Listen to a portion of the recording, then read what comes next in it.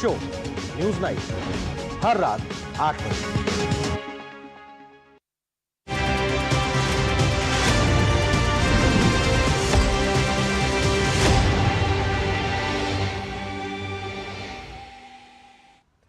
नमस्कार, स्वागत है आप सभी का। एक्सप्रेस 100 लेकर हाजिर हूं मैं कृतिका। एक्सप्रेस 100 की करेंगे शुरुआत।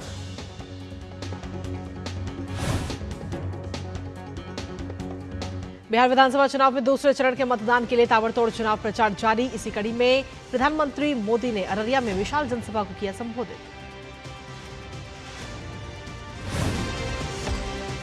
पीएम ने जनसभा को संबोधित करते हुए कहा, आज बिहार को विकसित बनाने के लिए पहले चरण का वोट पड़ रहा है। सोशल मीडिया पर बिहार के अलग अलग कोने से शानदार तस्वीरें आ रही हैं। प्रधानमंत्री मोदी ने कहा, आज पूरे बिहार से एक ही आवाज आ रही है, फिर एक बार एनडीए सरकार, फिर एक बार सुशासन की सरकार। मोदी की ये गारंटी लिख कर रखो, आपका सपना ही मोदी का संकल्प है। पीएम ने राजद पर निशाना साधते हुए कहा कि जंगल राज वाले खुद को आपका माई बाप कहते थे, अपने आप को शहंशाह मानते थे, लेकिन ये तो मोदी है मेरे माई बाप, तो आप जनता जनार्दन हैं, आप ही मेरे मालिक हैं, आप ही मेरा रिमोट कंट्रोल है। दूसरे चरण के मतदान के लिए चुनाव प्रचार चरम पर है। प्रधानमंत्री मोदी दोपहर 1:30 बजे भागलपुर में एक चुनावी रैली को करेंगे संबोधित। विधानसभा चुनाव के पहले चरण में आज 18 जिलों के 121 निर्वाचन क्षेत्रों में मतदान जारी। शाम 6 बजे तक होगा मतदान। बिहार विधानसभा चुनाव के लिए पहले चरण का मतदान जारी। चुनाव आयोग के आंकड़ों के मुताबिक सुबह 11 बजे तक पूरे बिहार में 27.65% वोटर टर्नआउट हो चुका। सबसे अधिक वोटिंग बेगूसराय में दर्ज की गई, जहां सुबह 11 बजे तक 30.37% मतदान हो चुका है, तो वहीं पटना में सबसे कम 23.71% वोटिंग। पहले चरण में कुल 1314 उम्मीदवार चुनावी मैदान में। पहले चरण के मतदान के लिए राज्य में 45,000 से ज्यादा पोलिंग बूथ बनाए गए।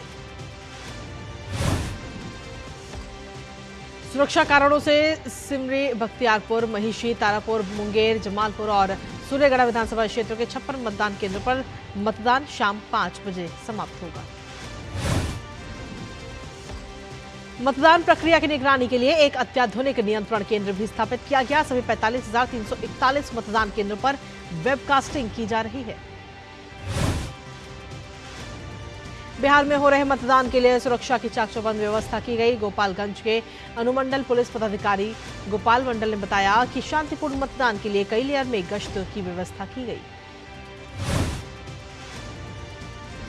भारत के मुख्य चुनाव आयुक्त ज्ञानेश कुमार बिहार में हो रहे मतदान प्रक्रिया और तस्वीरों की मॉनिटरिंग कर रहे हैं। सुरक्षित, निष्पक्ष और सुचारू मतदान सुनिश्चित करना उद्देश्य।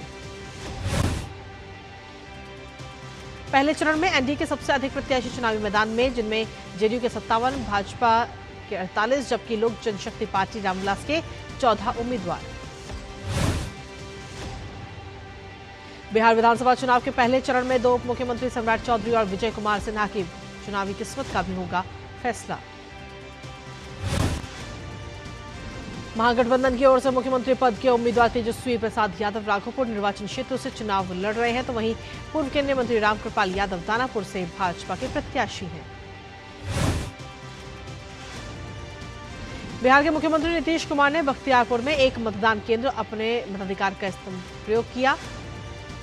नीतीश कुमार विधानसभा सीट बख्तियारपुर से चुनाव लड़ रहे हैं। जेडीयू के राष्ट्रीय कार्यकारी अध्यक्ष व सांसद संजय झा ने कहा, लोगों में काफी उत्साह, आज भी बिहार में लोग सुशासन और शांति के लिए वोट कर रहे हैं। बिहार विधानसभा चुनाव के पहले चरण के मतदान के दौरान वैशाली में केंद्रीय मंत्री नित्यानंद राय ने मतदान किया। कहा, लोकतंत्र के महापर्व को सभी को उत्साह के साथ मनाना चाहिए। जनशक्ति जनता दल के राष्ट्रीय अध्यक्ष और महुआ विधानसभा क्षेत्र से उम्मीदवार तेज प्रताप यादव ने पटना के एक मतदान केंद्र पर मतदान किया। जनशक्ति जनता दल के राष्ट्रीय अध्यक्ष और महुआ विधानसभा क्षेत्र से उम्मीदवार तेज प्रताप यादव ने कहा, बिहार की जनता को अपना वोट जरूर डालना चाहिए, हर वोट महत्वपूर्ण है। वीआईपी प्रमुख और महागठबंधन के उप मुख्यमंत्री उम्मीदवार मुकेश सहनी ने कहा, बस यही संदेश है कि सब लोग अपने घरों से निकलें और अपने वोट का इस्तेमाल करें। अपने वोट का इस्तेमाल एक बेहतर बिहार, एक बेहतर सरकार बनाने के लिए करें। वीआईपी प्रमुख और महागठबंधन के उप मुख्यमंत्री उम्मीदवार मुकेश सहनी ने परिवार के साथ बिहार विधानसभा चुनाव 2025 के पहले चरण में मतदान किया। दिल्ली सरकार के मंत्री मनजिंदर सिंह सिरसा ने कहा, मुझे पूरा विश्वास है कि नीतीश कुमार और प्रधानमंत्री मोदी के नेतृत्व में फिर से एनडीए की सरकार बनेगी। केंद्रीय गृह मंत्री अमित शाह ने बिहार के मतदाता से रिकॉर्ड संख्या में वोट डालने की अपील करते हुए एक्स पर पोस्ट किया। मुजफ्फरपुर के मतदान केंद्र पहली बार लीची थीम पर तैयार किए गए। लीची इस शहर को अंतर्राष्ट्रीय पहचान देती है। भारत निर्वाचन आयोग के इंटरनेशनल इलेक्शन विजिटर प्रोग्राम के तहत बिहार के निर्वाचन को देखने आए फिलीपींस के अंतर्राष्ट्रीय प्रतिनिधियों द्वारा मुजफ्फरपुर जिले में चुनाव एवं मतदान प्रक्रिया का अवलोकन किया गया। भाजपा नेता और केंद्रीय मंत्री रविशंकर प्रसाद ने पटना में मतदान केंद्र पहुंचकर अपने मताधिकार का इस्तेमाल किया। थाईलैंड के चुनाव आयोग के एक प्रतिनिधिमंडल ने पटना के बांकीपुर निर्वाचन क्षेत्र के सेंट जेवियर्स स्कूल मतदान केंद्र का दौरा किया। केंद्रीय मंत्री पवित्रा मार्गेरिटा इक्वाडोर की यात्रा पर हैं। उन्होंने इक्वाडोर के विदेश एवं मानव गतिशीलता मामलों की मंत्री गैब्रिएला सोमरफेल्ड के साथ कई अहम विषयों पर चर्चा की। दोनों देशों के राजनयिक प्रशिक्षण संस्थानों के बीच सहयोग को लेकर एक एमओयू पर भी हस्ताक्षर किए गए। बिहार के मुख्य सचिव प्रत्यय अमृत ने विधानसभा चुनाव के पहले चरण के मतदान पर कहा कि ये बहुत ही महत्वपूर्ण दिन है। उन्होंने सभी मतदाताओं से अपील की कि घरों से बाहर निकलें और अपने मताधिकार का इस्तेमाल करें। बिहार के उप मुख्यमंत्री और लखीसराय विधानसभा सीट से भाजपा उम्मीदवार विजय कुमार सिन्हा ने वोट डाला। लोकतंत्र के महापर्व में शामिल होने की अपील की। छपरा विधानसभा सीट से अभिनेता और राजद उम्मीदवार खेसारी लाल यादव ने मतदान किया। जनता से भारी संख्या में मतदान में भाग लेने की भी अपील की। केंद्रीय मंत्री और एलजेपी रामविलास के राष्ट्रीय अध्यक्ष चिराग पासवान ने बिहार विधानसभा चुनाव 2025 के पहले चरण के मतदान पर सभी मतदाताओं से जरूर मतदान करने की अपील की। उत्तर प्रदेश के मुख्यमंत्री योगी आदित्यनाथ ने वाराणसी में प्रधानमंत्री के प्रस्तावित कार्यक्रम से पहले मंडुआडीह रेलवे स्टेशन का निरीक्षण किया। नागौर विधानसभा सीट से राजद उम्मीदवार तेजस्वी यादव ने वोट डाला। इसके अलावा राबड़ी देवी, लालू यादव और मीसा यादव ने भी वोट डाला। गोवा के मुख्यमंत्री प्रमोद सावंत ने कहा कि इस उत्सव में स्थानीय शिल्प कौशल को बढ़ावा मिलता है, जहां बच्चे पर्यावरण अनुकूल नावें तैयार करते हैं। यूपी के मुख्यमंत्री योगी आदित्यनाथ वाराणसी में देव दीपावली समारोह में शामिल हुए। घाटों पर हर हर महादेव के उद्घोष से पूरा शहर गूंज उठा। दूरदर्शन समाचार के वरिष्ठ संवाददाता डॉक्टर सोमेश कुमार पटेल को मिला छत्तीसगढ़ राज्य अलंकरण चंदूलाल चंद्राकर सम्मान। भारत के उपराष्ट्रपति सीपी राधाकृष्णन ने डॉक्टर सोमेश कुमार पटेल को छत्तीसगढ़ स्थापना दिवस राज्य उत्सव में दिया ये सम्मान। उत्तर प्रदेश के मुख्यमंत्री योगी आदित्यनाथ ने वाराणसी में काल भैरव मंदिर में पहुंचकर दर्शन और पूजा की। पश्चिम बंगाल के मुर्शिदाबाद जिले में पुलिस ने 71 बम और 7 किलोग्राम विस्फोटक बरामद किए। मामला दर्ज कर जांच जारी है। केंद्रीय कानून मंत्री अर्जुन मेघवाल ने कहा कि वैकल्पिक विवाद समाधान अब भारत में न्याय प्रणाली का महत्वपूर्ण हिस्सा बन चुका है। बहरीन में अंतर्राष्ट्रीय वाणिज्यिक न्यायालय के उद्घाटन को अर्जुन मेघवाल ने वैश्विक न्याय सहयोग की दिशा में एक प्रेरक मील का पत्थर बताया। सुप्रीम कोर्ट के मुख्य न्यायाधीश बी.आर. गवाई, मुख्यमंत्री देवेंद्र फडणवीस, अजित पवार और एकनाथ शिंदे ने बांदा उच्च न्यायालय परिसर की आधारशिला रखी। त्रिपुरारी पूर्णिमा पर पुणे के श्रीमंत भाऊ साहेब रंगारी गणपति भवन में तुलसी विवाह और आरती का आयोजन हुआ। 56 भोग भी अर्पित किए गए। तमिलनाडु के कुछ हिस्सों में हुई बारिश। आज भी पुडुचेरी और कराईकल में बारिश की संभावना। रायलसीमा और कर्नाटक में भी गरज चमक के साथ हो सकती है वर्षा। दक्षिण भारत में सक्रिय ट्रफ के कारण अगले 2 दिन हल्की से मध्यम वर्षा के आसार। केरल और आंध्र तट पर बादल छाए रहेंगे। मौसम विभाग के मुताबिक उत्तर भारत में न्यूनतम तापमान में गिरावट का सिलसिला जारी। 3 दिन तक 3 से 5 डिग्री की और गिरावट संभव। पूर्वोत्तर, मध्य और पश्चिम भारत में मौसम शुष्क रहने की संभावना। मौसम विभाग ने आंधी या वर्षा की कोई चेतावनी जारी नहीं की। मौसम विभाग के अनुसार बंगाल की खाड़ी में कोई नया कम दबाव क्षेत्र नहीं, इसलिए मछुआरों के लिए कोई चेतावनी जारी नहीं की गई। और एक्सप्रेस 100 में वक्त एक छोटे से ब्रेक का, आप बने रहिए हमारे साथ। कौन है जो जोड़े देश को?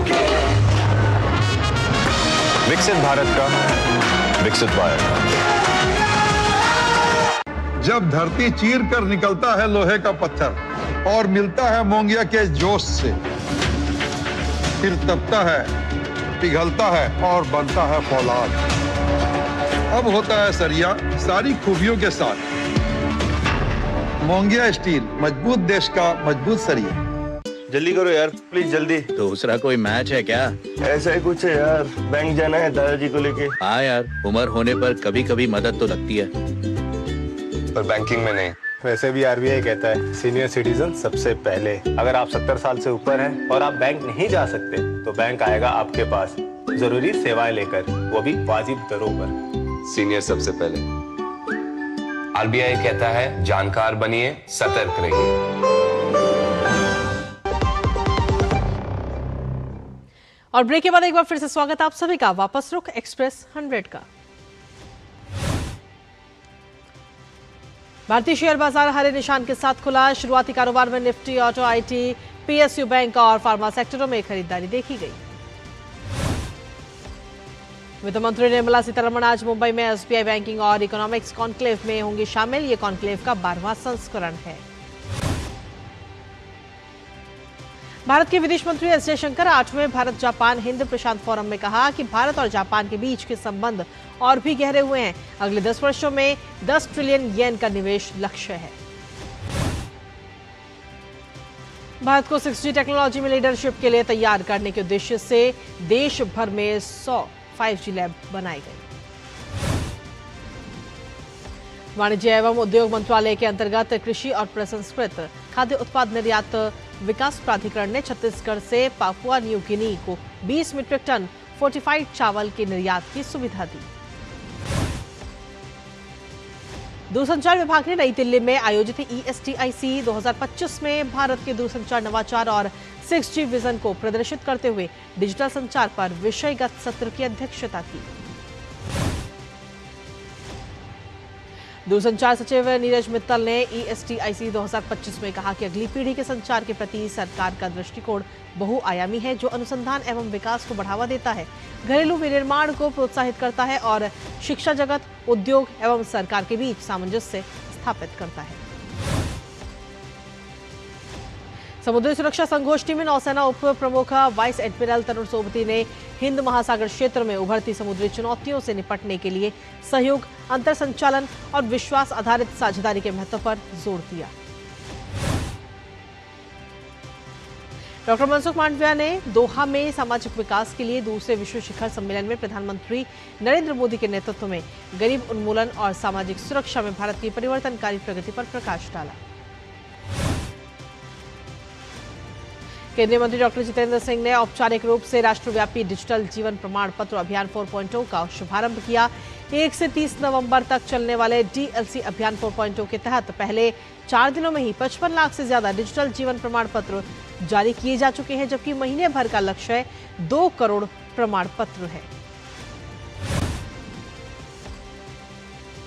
विज्ञान एवं प्रौद्योगिकी विभाग के राष्ट्रीय क्वांटम मिशन के अंतर्गत समर्थित 8 स्टार्टअप्स में से एक ने 500 किलोमीटर से अधिक क्षेत्र में फैले भारत के पहले व्यापक क्वांटम कुंजी वितरण नेटवर्क का सफलतापूर्वक प्रदर्शन किया। मॉल ने अक्टूबर 2025 में 1.60 लाख टन मैगजीन अयस्क का उत्पादन दर्ज किया है। ये इसकी स्थापना के बाद से अब तक का सर्वश्रेष्ठ अक्टूबर माह उत्पादन है। एनसीडीसी ने वित्तीय वर्ष 2025-26 में अक्टूबर 2025 तक करीब 50,000 करोड़ रुपए का वितरण किया, जो उल्लेखनीय वृद्धि प्रदर्शित करता है। महाराष्ट्र सरकार ने Starlink satellite communications private limited के साथ एक LOI पर हस्ताक्षर किए, जिसके बाद महाराष्ट्र स्टारलिंक के साथ साझेदारी करने वाला भारत का पहला राज्य बन गया। भारत नेपाल के बीच ऊर्जा समझौते पर बनी बात, दक्षिण एशिया में क्षेत्रीय ऊर्जा एकीकरण को देंगे बढ़ावा। कॉमर्स मिनिस्टर पीयूष गोयल ने एयर न्यूजीलैंड के CEO निखिल रविशंकर से मुलाकात की। इस दौरान न्यूजीलैंड में क्षेत्रीय संपर्क में एयरलाइन की प्रभावशाली भूमिका के साथ ही भारत के बढ़ते विमानन क्षेत्र और इसके नए अवसरों पर भी चर्चा हुई।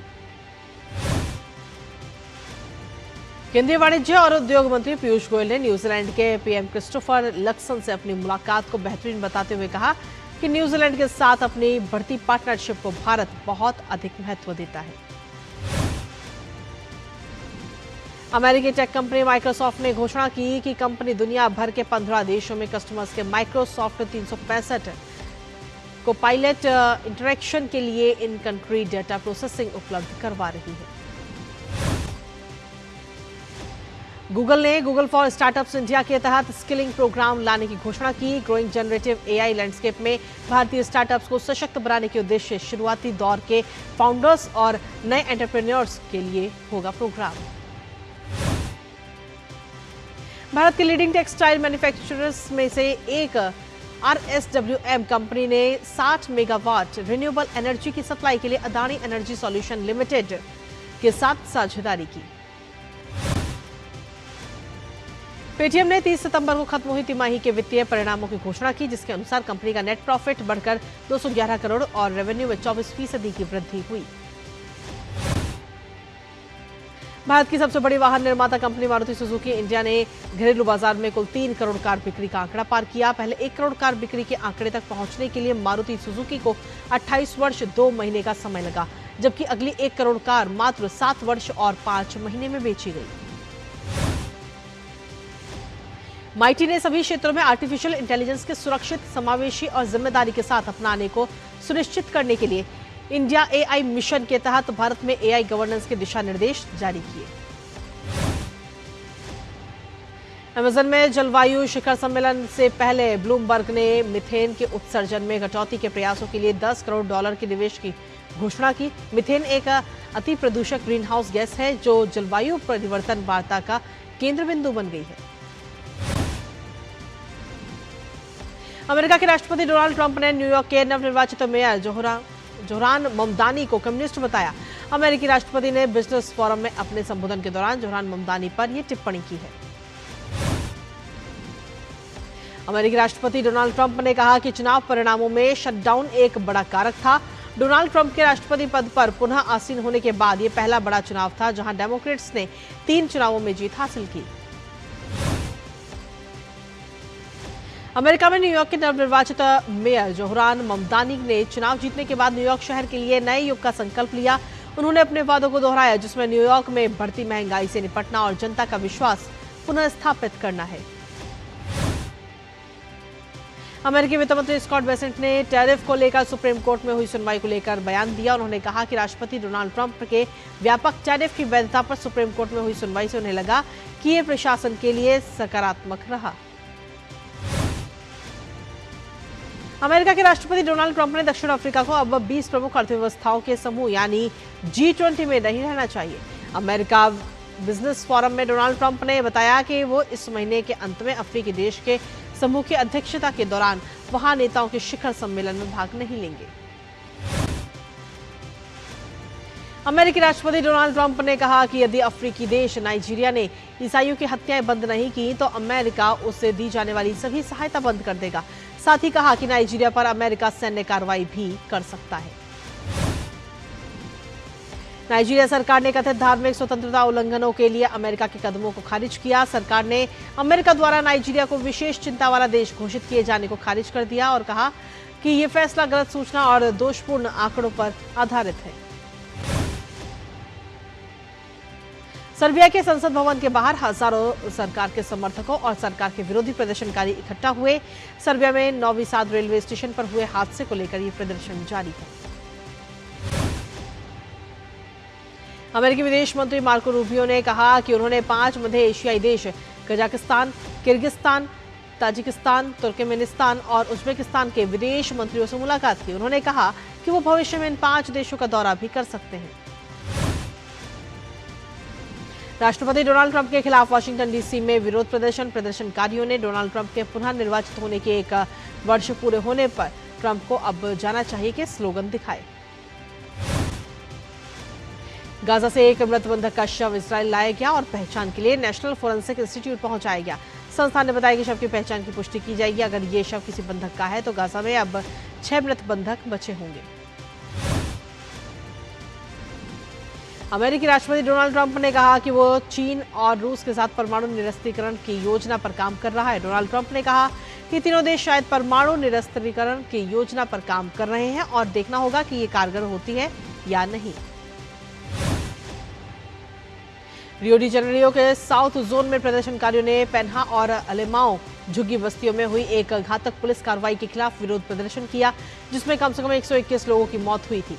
ये प्रदर्शन सामाजिक संगठनों, यूनियनों और नेताओं के नेतृत्व में आयोजित किया गया।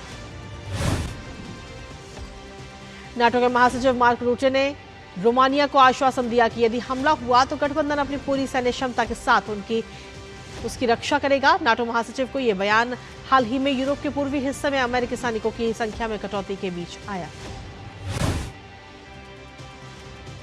महिला वर्ल्ड चैंपियंस आज राजधानी दिल्ली में राष्ट्रपति द्रौपदी मुर्मू से मुलाकात करेंगी। भारतीय महिला टीम के खिलाड़ी आज सुबह राष्ट्रपति भवन के लिए रवाना होंगे, जहां दोपहर 12 बजे राष्ट्रपति द्रौपदी मुर्मू से उनकी मुलाकात होगी।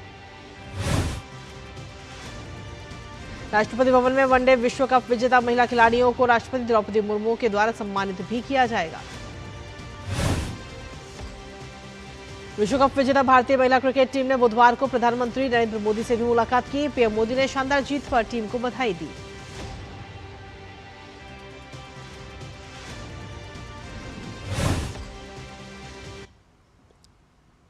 और इसी बीच सीधा रुख करते इस वक्त बिहार का। प्रियंका गांधी इस वक्त रैली को संबोधित कर रहे हैं। बड़े आईपीएस, आईएफएस यहाँ से आते थे। ये वही धरती है जहां बड़े बड़े कारखाने लगवाए गए थे, उनकी स्थापना हुई थी। बड़े बड़े पुल बने थे बिहार में एक जमाने में। आज ये हालत है कि 3 साल में 27 पुल गिरे हैं। यहाँ का विकास तेजी से हो रहा था, यहाँ के अच्छे अच्छे बड़े बड़े नेता थे, और आज आपकी परिस्थिति ये है कि आप संघर्ष कर रहे हैं अपनी रोजी रोटी को कमाने के लिए। आज परिस्थिति ये है कि यहाँ की आधी आबादी पलायन करके बाहर अलग अलग प्रदेशों में अपनी रोजी रोटी कमाने जाती है। आप सब यहाँ नौजवान खड़े हो, बताओ 20 सालों से एनडीए की सरकार चल रही है, आपको रोजगार मिला है? हाथ ऊपर करो, किस किस को रोजगार मिला है? पलायन करके जाना पड़ता है रोजगार लेने के लिए। और पलायन का मतलब क्या है, किसी ने पूछा? ये बड़े बड़े नेता, मोदी जी जो आते हैं, अमित शाह जी आते हैं यहाँ पे, आपको बड़े लंबे भाषण देते हैं। आपसे पूछा कि आप कैसे गुजारा कर रहे हो? आपसे पूछा कि जब आप पलायन करके जाते हो, अपने परिवारों को यहाँ छोड़ के जाते हो, अपने बच्चों को नहीं देख पाते, अपनी बीवियां को छोड़ के जाते हो, दूर किसी शहर में जाकर कहीं एक कमरा ढूंढते हो जिसमें 8-10 और लोग तुम्हारे साथ रहते हैं, और जहां पे भी नौकरी मिलती है, रोजगार मिलता है, चाहे कुछ भी वेतन हो, चाहे कैसा भी हो, कर लेते हो। और इसी के साथ सीधा रुख करेंगे बिहार के बेतिया का। अमित शाह क्या कुछ कह रहा है, ये सुनते हैं। मिनी चंबल बनने वाला है। मुझे बताओ रामनगर वालों, जंगल राज वापिस लाना चाहते हो क्या? अरे जोर से बोलो, जंगल राज वापिस लाना चाहते हो क्या? खून, अपहरण, डकैती, फिरौती ये फिर से शुरू करना चाहते हो क्या? जोर से बोलो, चाहते हो क्या? नहीं चाहते हो तो 11 तारीख को कमल छाप पर बटन दबाना है, कमल छाप पर बटन दबाना। भाइयों बहनों, पश्चिम चंपारण में गत चुनाव में 9 में से 8 सीटें मिली थी। बहुत अच्छा होता है किसी भी दल को 9 में से 8 सीट मिले तो इससे अच्छा आशीर्वाद क्या होता है। मगर चंपारण वालों, रामनगर वालों, मैं 2 हाथ जोड़कर विनती करने आया हूं। एक के लिए काहे को कसर छोड़ी थी, इस बार पश्चिम चंपारण की 9 सीटें एनडीए की झोली में डालनी। भाइयों बहनों, मुझे बताओ, अयोध्या में राम मंदिर बनना चाहिए था या नहीं बनना चाहिए था? जोर से बोलो, बनना चाहिए था या नहीं बनना चाहिए था? 550 साल पहले बाबर ने राम मंदिर तोड़ा, तब से 2019 तक राम मंदिर को प्रश्न को पहले अंग्रेजों ने, मुगलों ने, फिर अंग्रेजों ने, फिर कांग्रेसियों ने और लालू ने अटका कर रखा, भटका कर रखा, लटका कर रखा। आपने मोदी जी को 2019 में प्रधानमंत्री बनाया, मोदी जी ने इसका भूमि पूजन किया और 2024 में रामलल्ला की मूर्ति का प्राण प्रतिष्ठा कर कर जय श्री राम। ये लालू, कांग्रेस ये राम मंदिर को रोकना चाहते थे।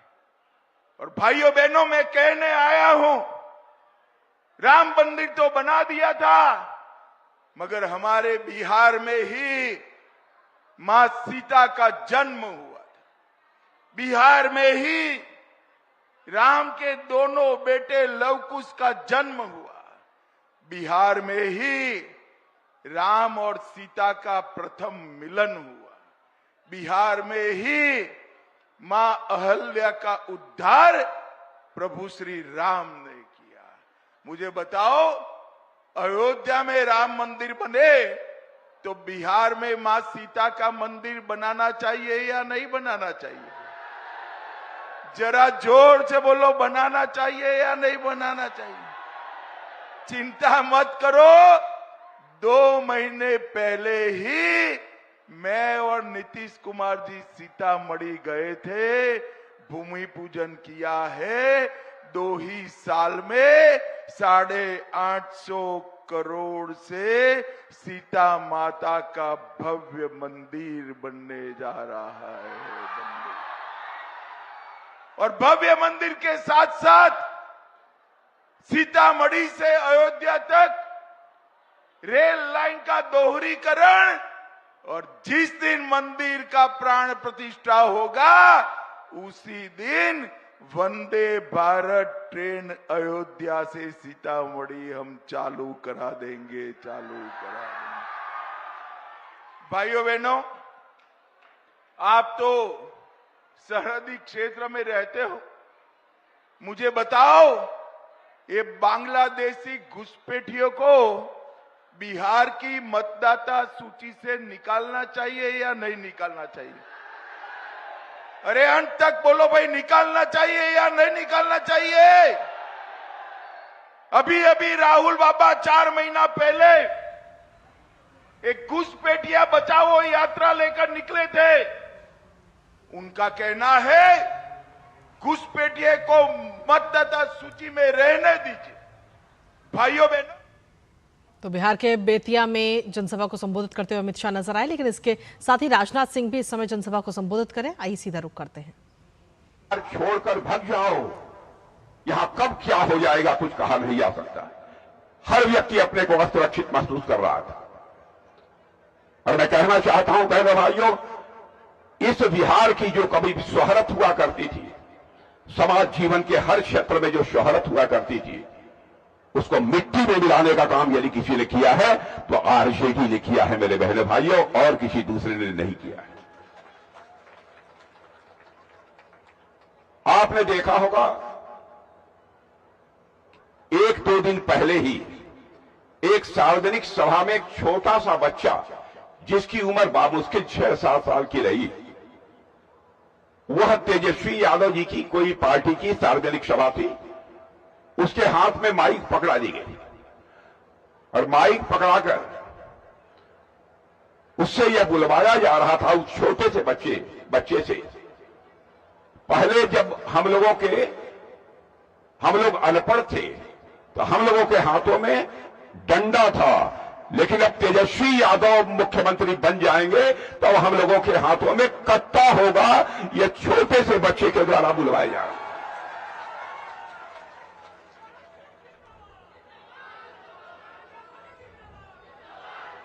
बहन भाइयों, छोटे बच्चे को मैं कोई उसका दोष नहीं देना चाहता हूं। यह है उस राजनीतिक पार्टी का कल्चर, यह है उस राजनीतिक पार्टी की संस्कृति। आज भी उन लोगों के मन में यही बात बनी हुई है। जैसा उनका शासनकाल आरजेडी का रहा है, गुंडे बदमाशों का बोलबाला था, हौसले उनके बुलंद थे, सरेआम लोग कट्टे लेकर घूम रहे थे, गुंडा राज था पूरे बिहार में। क्या आरजेडी फिर से वैसे ही हालात इस बिहार में पैदा करना चाहती है? क्या चाहते हैं?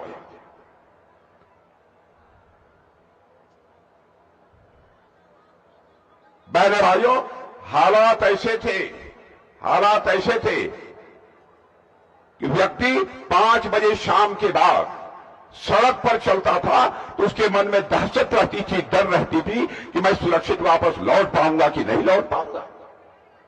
ऐसी स्थिति थी।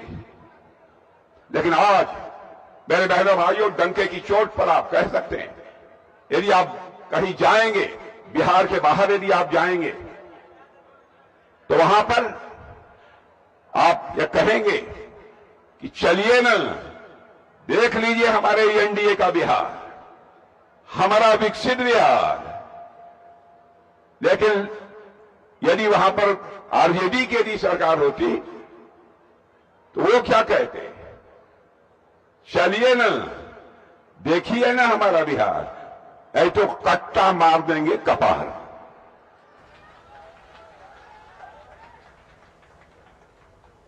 एक ऐसा माहौल उनके समय में था।